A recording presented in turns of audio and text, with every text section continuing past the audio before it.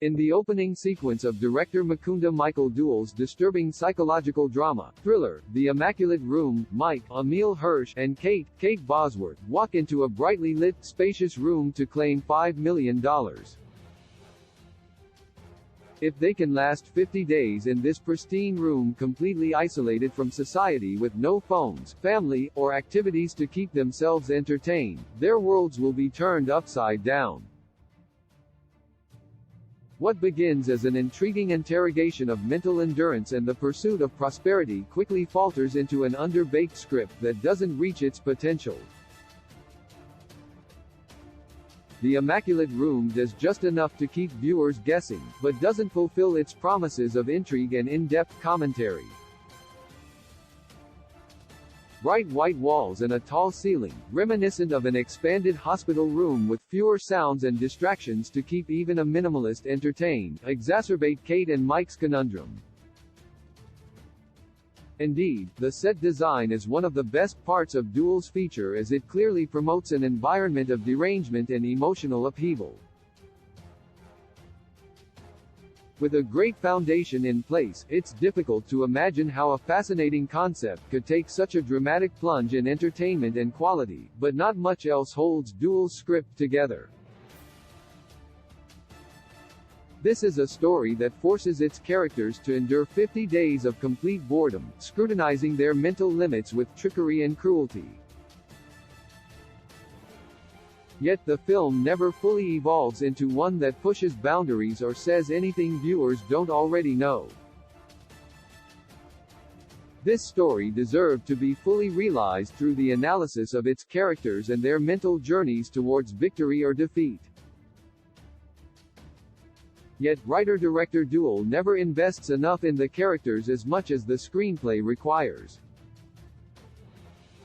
Hirsch's Mike is the free-spirited artist who uses his work to heal from a family tragedy that has plagued his growth as an illustrator, partner, and human. Throughout The Immaculate Room, he's pushed to his limits, wavering on that thin line of sanity where even the slightest jolt of a tragic memory awakens his buried dark past. That's about as far as Duell's script goes when introducing Mike as an individual, at least outside his relationship with Kate. For Bosworth's character, even less is revealed over the course of the 50-day challenge.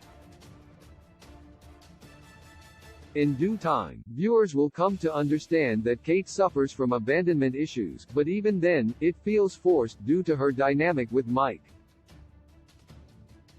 While it's not easy to determine who Kate and Mike are as individuals with the information given, it's an even bigger ask to ascertain their relationship. What drove them towards this experiment? What about Mike and Kate's dynamic prior to this experience would make them react to things in the ways that they do? Luckily for viewers, the answers to these questions enable Hirsch and Bosworth to put on an acting showcase, though there is little material provided.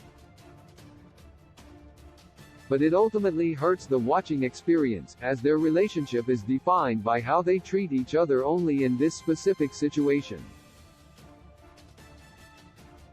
Given the shortcomings within the plot, it's difficult to expect much from lead actors Hirsch and Bosworth. Both do what they can to emphasize the opposite ends of this desire spectrum. Left to reflect on personal failures or drown in a sea of self-consciousness, Hirsch and Bosworth perform with fiery conviction, taking full advantage of the surrounding space and the emptiness that their characters slowly begin to feel. At times, their performances feel forced, likely to overcome the restrictions of the narrative, but it works, nonetheless.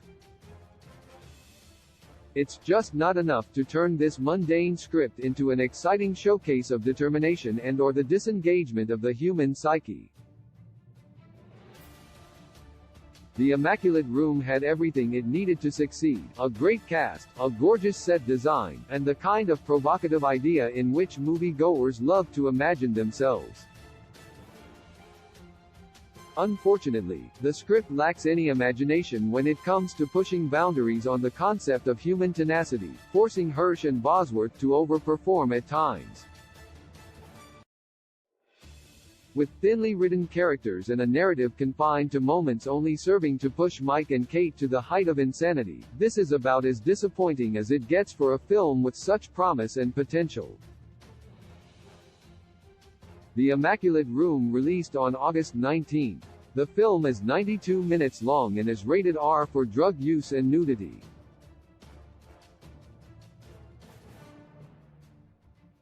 My heart returns to you.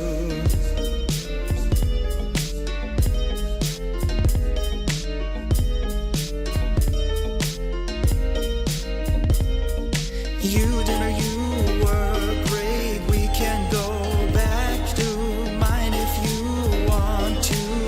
You look so good. I want to do that. I must be tripping. God, catch my breath.